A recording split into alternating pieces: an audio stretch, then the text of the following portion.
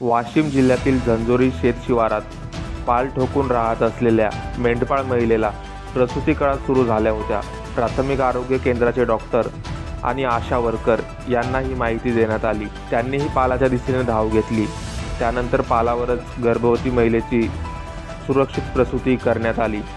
महिलेनं गोंडस मुलीला जन्म दिला. प्रसूतीनंतर मात्र आई आणि बाळाची प्रकृती चिंताजनक झाली. रुग्णालयापर्यंत जाण्यासाठी पक्का रस्ता नव्हता. अशावेळी 2 किलोमीटरपर्यंत बैलगाडीतून हा प्रवास दोघांनीही केला. त्यानंतर कारंजा उपजिल्हा रुग्णालयात त्यांना दाखल करण्यात आलं आहे. गुरुवारी संध्याकाळच्या सुमारास सास कंट्रोल रूमच्या अजय ढोक यांना फोनवर माहिती मिळाली की एका गर्भवती महिलेला प्रसूती वेदना होत आहेत. तिची प्रकृती गंभीर आहे. अजय ढोक यांनी तातडीने प्राथमिक आरोग्य केंद्राच्या शारदा वेरुळकर यांना संपर्क साधला. ज्या ठिकाणी महिला होती त्या ठिकाणी जाण्यासाठी पक्का रस्ता नव्हता. अशावेळी दोघांनाही घटनास्थळी जाण्यासाठी दुचाकीचा उपयोग करावा लागला.